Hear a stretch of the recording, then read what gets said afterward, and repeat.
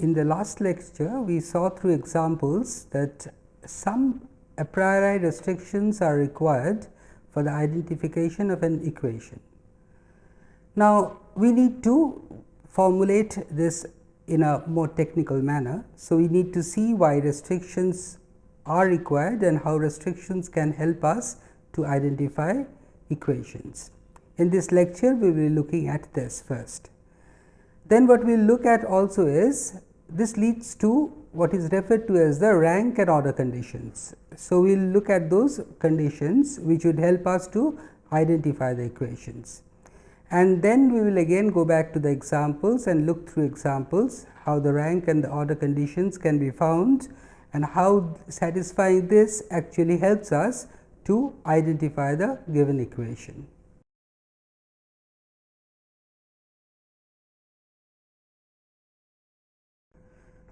To see how the restrictions help us to identify the equations, let us go back and look at the structural and reduced form equations. Now, remember the structural equations are given by by plus gamma x equal to u, where y are the endogenous variables and x are the exogenous variables, b and gamma being the coefficients of y and x respectively. Of course, we assume b to be non-singular.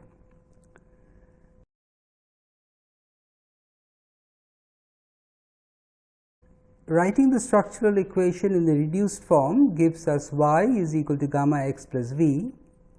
So, now y is expressed solely in terms of the exogenous variables v, x in this case, and v is given by b inverse u. So, this is basically a transformation on the error.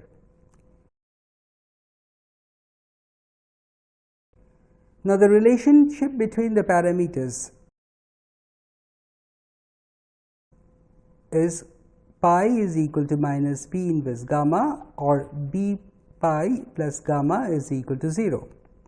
This is the relationship between the structural equations and the reduced form equations parameters. Now, if you look at b gamma, which we will denote by a taken together, where a is a g square plus g k matrix, we see that a has g into g plus k elements. So, this is the number of parameters that we have in the structural form. Similarly, if we look at the reduced form parameters pi being a g by k matrix, pi has g k parameters.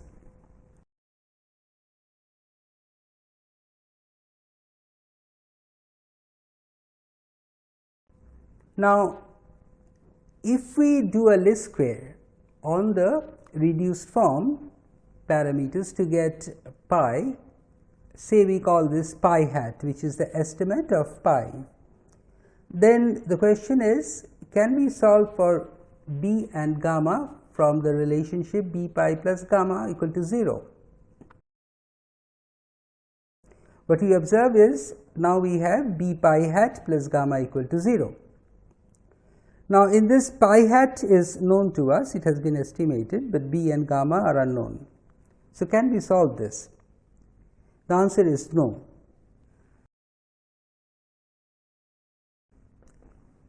This is because b and gamma has g into g plus k parameters which are unknown, whereas pi has g k parameters which we have estimated by the least squares. So, this actually reduces the problem to a system of equations where we have g into g plus k unknowns in g k equations. And it is obvious that we cannot solve this because we have a larger number of unknowns compared to the number of equations.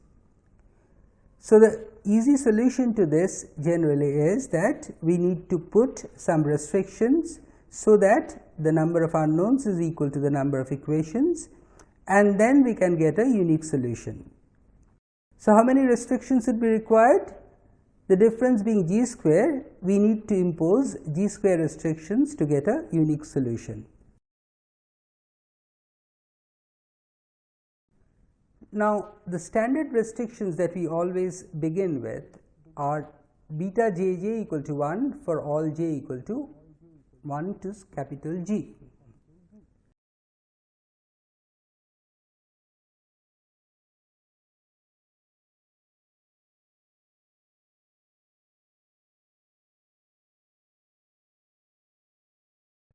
This means that each of the equations is normalized with respect to one of the endogenous variables. So, if beta 1 1 is equal to 1, it really means that y 1 is the response in the first equation and the other endogenous variables act as explanatory variables in this equation. So, this marks out the jth equation as the one with the jth endogenous variable as the response and the remaining endogenous variable in that equation as explanatory variables. So, this G restrictions actually allows us to have a few less restrictions than we had previously, but we required G square restrictions, we have only G. So, we still need G into G minus 1 other restrictions. Now, consider the jth equation. So, jth equation is beta j1 y1 plus beta j2 y2 plus beta jg yg. This is the endogenous part with gamma j1 x1 to gamma jk xk is the exogenous part of it. This is equal to the error uj. Now, the parameters of this equation can be written as a g plus k dimensional vector alpha j, which comprises of beta j1, beta j2, beta jg, gamma j1, gamma j2 and gamma jk as the elements. Now, suppose there are homogeneous restrictions of the type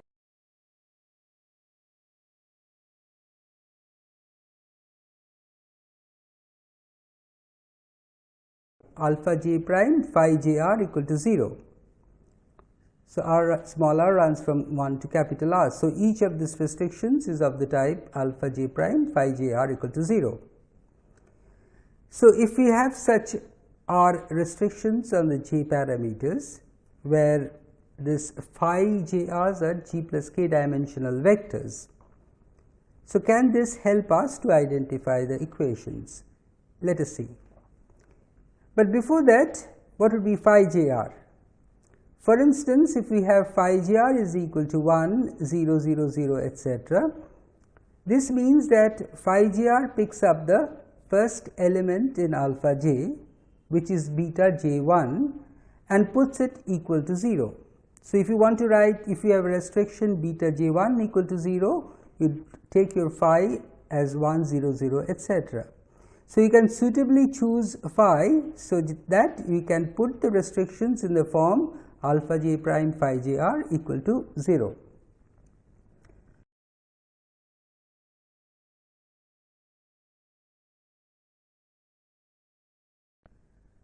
Now, defining the G plus k by R matrix capital phi. So, capital phi consists of all the restrictions that we have imposed, all the phi's that we have in the restrictions. What we have is alpha j prime capital phi j is equal to 0. This puts together all the capital R conditions we had separately before into one single restriction. Now, let us go back and look at the W matrix. What is a W matrix? It is a G plus k by k matrix and consists of two elements. The first element is the reduced form parameters pi and the second element is an identity matrix. Now, remember that we had the condition B pi plus gamma equal to 0, and if we look at the A matrix comprising of B and gamma and multiply it by W, then this condition can be written as AW equal to 0. Now, remember that alpha j prime is the jth row of A. So, since AW equal to 0, so alpha j prime W must also be equal to 0. So, we have two conditions. alpha j prime phi j is equal to 0 and alpha j prime w is equal to 0. We put these two together and get alpha j prime w phi j, which is a matrix now taken together. This into alpha j prime actually gives us the 0 vector. Now, we define what is referred to as a rank condition. Note that this w phi j matrix, w was a g plus k by k matrix and phi j were g plus k by r matrix. So, w and phi j taken together would be a g plus k by k plus r matrix. So, if you look at the columns of this, these columns would be g plus k element vectors. Remember, alpha j prime is also a g plus k by one dimensional vector. Okay.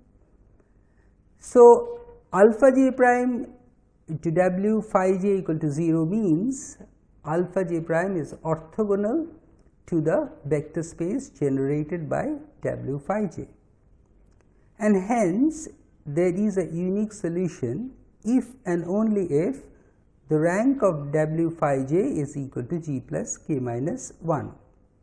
This follows from the system of homogeneous equations.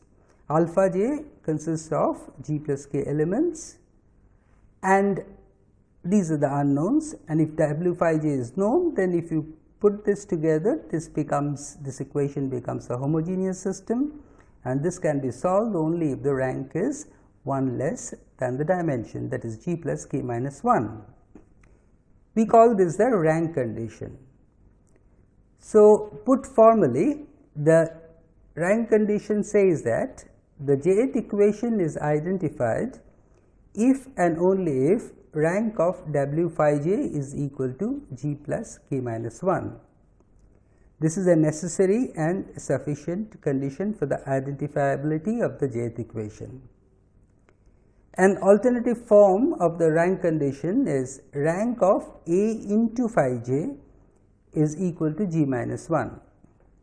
The two conditions are similar and this can be algebraically shown, but then if you look at the first condition which we have sort of derived right now, the first condition is a little bit more difficult to look at in practice. So, the equivalent condition of rank A phi j equal to g minus 1 is the more popular one in use. But then again you can use any one of the two depending on which one is easier for you to look at.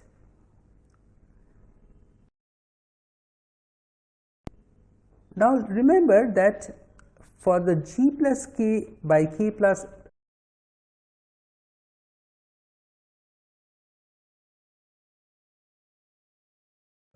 R matrix w phi j to have rank g plus k minus 1, it is necessary that k plus r must be greater than or equal to g plus k minus 1. This is because if you do not have sufficient number of columns, if the number of columns k plus r is less than g plus k minus 1, you cannot have the rank equal to g plus k minus 1. We call this the order condition. This is a necessary condition, but this is not sufficient. We say that the order condition identifies the jth equation if r is greater than or equal to g minus 1. Now, look at something that we started with. If each equation has g minus 1 restriction as the order condition postulates on its parameters, then the whole system would have g into g minus 1 restrictions on the parameters. And remember, we saw before that this is the number of restrictions required for the system to be identified. So, basically we can see that if we go equation wise, then each equation needs to have g minus 1 restriction, and overall this gives you g into g minus 1 restrictions for the whole system. So, it tells you one other thing also, that g into g minus 1 restrictions on the whole system does not mean that you have more restrictions in one equation and less restriction in the another equation. You need to have uniformly g minus 1 restrictions on each of the equations for the equations to be identified, all of them.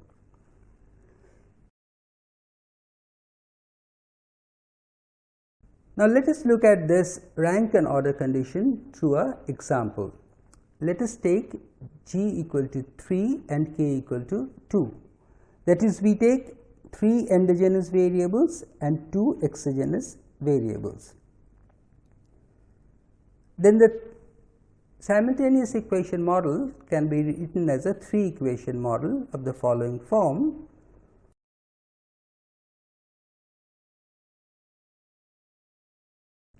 And we have A, which is the parameter betas and gammas, that is the structural parameters. This would be a 3 by 5 dimensional matrix. And our purpose here is to check whether the first equation is identified. So, once we look at how we can identify the first equation, we can always do the same for the second or the third equation. So, we will just concentrate on the first equation and see how this can be identified depending on the restrictions we impose on A. As the first problem, let us begin with beta 1 3 equal to 0. That is, the coefficient of y 3 in the first equation is equal to 0. Now, taking phi 1 as 0 0 1 0 0, A phi 1 becomes beta 1 3, beta 2 3 and beta 3 3. So, it becomes a vector, okay, and this vector has the first element equal to 0 because it is given that beta 1 3 is equal to 0. So, the rank condition in this case would be rank of A phi obviously is equal to 1, which is less than g minus 1. G is 3, therefore, g minus 1 is 2 and the rank is less than g minus 1. So, what we can say is that the first equation is not identified by the rank condition. But then we need not have gone this far, because if we had looked at the order condition first, the order condition says that there needs to be at least 2 restrictions for the equation to be identified. But then we had only one restriction which was less than g minus 1. So, the order condition, which is a necessary condition for identification, does not hold. It is very obvious that you need at least 2 columns to have rank greater than or equal to 2. So, the order condition actually ensures that you have enough columns to make the rank equal to or greater than g minus 1. So, from the first problem, what we see is that given a single restriction with a 3 equation system, the first equation is not identified. Basically, even the order condition does not hold, and we say that the equation is not identified. Let us go to the second problem. In the second problem, in addition to beta 1 3 equal to 0, we have gamma 1 1 equal to 0. That is, the coefficient of x 1 is also equal to 0 in the first equation. Now, beta 1 3 equal to 0 can be put in the form 0 0 1 0 0, that is the phi of the first phi that we have. For gamma 1 1 equal to 0, we have a second phi which is of the form 0 0 0 1 0. So, now capital phi 1 is a matrix instead of a vector with 2 columns, and if you multiply A with phi, then what we have is a 2 by it is a 3 by 2 dimensional matrix with 2 columns. The first column is beta 1 3, beta 2 3, beta 3 3, and the second is gamma 1 1, gamma 2 1 and gamma 3 1. Notice that the first elements are both 0. Now, if you look at the order condition in this matrix, because the first row is 0, we can forget about this, but the second 2 rows are not related, and hence we can say that there are the order rank condition would say that the rank of the matrix would be 2 which is equal to g minus 1, and hence the equation is identified. Obviously, in this case we have 2 columns and therefore the order condition is also satisfied. So, we can always move on to the rank condition, and we find that the equation is identified. Note that the first row always has 0 elements. Why is it so? Because the first row comes from its a phi 1. So, it is alpha 1 prime phi 1 in the first row, alpha 1 being the first row parameters, and the alpha 1 prime phi 1 is how we constructed phi 1. So, it actually always the corresponding row that we are looking for the equation. If you are looking at the jth equation, the jth row is going to come out to be 0. The other thing is that if this happens, mind you, there are always going to be, this is going to be a g dimensional g into r type of matrix. A into phi 1 would be g by r matrix, and since obviously g is, you have one row equal to 0. So, the rank of the row rank can never exceed g minus 1, and therefore, a phi 1 can never have a rank of more than g minus 1. Let us look at a third problem. In this case, we have the same condition as before on the first equation, beta 1 3 equal to 0 and gamma 1 1 equal to 0, but in addition we have beta 3 3 equal to 0 and gamma 3 1 equal to 0. Those are from the third equation. But since we are looking only at the first equation, we use the restrictions of the first equation to construct phi 1, which is again as before, and again we have a phi 1, which is beta 1 3, beta 2 3, beta 3 3, gamma 1 1, gamma 2 1 and gamma 2 3 1. Again beta 1 3 and gamma 1 1 are 0, but this time beta 3 3 and gamma 3 1 are also 0. So, what happens to the conditions? As far as the order condition is concerned, we still have 2 restrictions, which is equal to g minus 1, and therefore, the order condition is satisfied. So, the necessary condition is satisfied. But what about the rank condition? The rank of the matrix A phi 1 now is equal to 1, which is less than 2. So, the rank condition is no longer satisfied, although the order condition is. So, we say that the first equation is not identified by the rank condition. So, the rank condition actually takes account of the conditions on the other equations or the restrictions that we actually impose on the other equations as well. So, as we said previously, if some of the variables of the first equation and the other equations are all going to 0, then probably this variable would miss out and the rank condition would not be satisfied.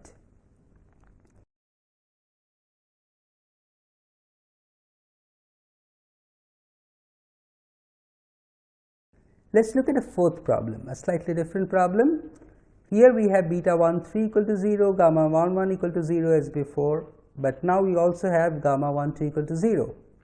So, we have 3 restrictions. The first 2 columns are similar to what we had before, and the third column for gamma 1 2 equal to 0 comes out to be 0 0 0 0 1. Now, if we get A phi 1, it becomes a 3 by 3 matrix, and you see again that the first row of the matrix, these elements become 0, but you have elements in the second and the third row. If you look at the order condition, r is equal to 3, which is more than 2. So, by the order condition, this equation is identified. If you look at the rank condition now, rank condition cannot be 3. So, rank, as I said before, cannot exceed g minus 1. So, the rank of this is again 2 and the first equation is identified. But now what we have here is, we have more restrictions than necessary, and we say that the equation is over identified. And in most cases, over identified equations lead to multiple solutions of the parameters. This is the case we have seen in the last lecture, where we had more restrictions than were necessary, and that led to two distinct estimates. So, you can get multiple estimates if you have more than the required number of restrictions. So, this is another case of that.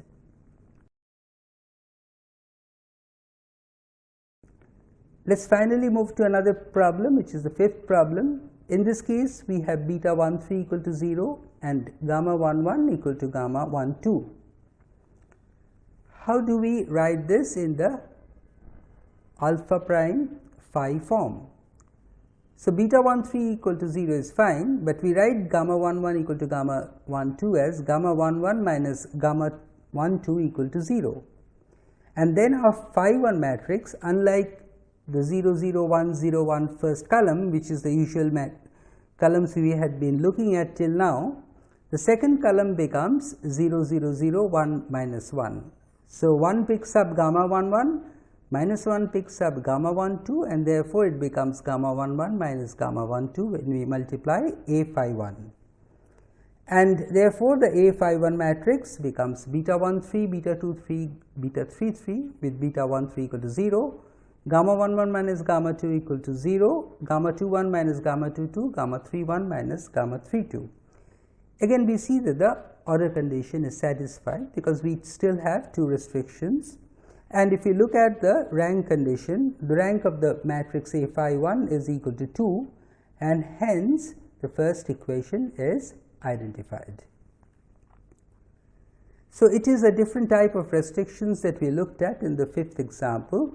So, it was not the exclusion type of restrictions, as we will see, but this sort of restrictions also help us in identifying the equations. So, in conclusion, when you check the identification of equations, these are supposed to be homogeneous restrictions. We will see why they are called homogeneous restrictions in the next lecture. You need to always check the order condition first, because if this is not satisfied, the equation is under identified and you cannot estimate the parameters of the equation. Only when the order condition is satisfied do you need to go for the rank condition.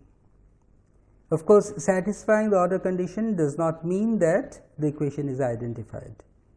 The rank condition would tell you whether the equation is identified or not. But if the equation is identified by the rank condition, then the order condition tells you something else. If you have order equal to g minus 1, so the order condition R has restrictions is equal to g minus 1, then we say that the equation is exactly identified, or else we say that the equation is over identified and possibly there would be multiple solutions in the latter case. In this lecture, we saw how restrictions on the parameters help us to identify the equations. In particular, we saw the order and the rank conditions. The order condition, if you remember, is a necessary condition, but it is not sufficient to identify an equation. But this is the condition that we first need to look at. Once the order condition is satisfied, we can go and look at the rank condition, which actually tells us whether the equation can be identified or not. We looked through a number of examples where we saw how the rank and the order conditions work.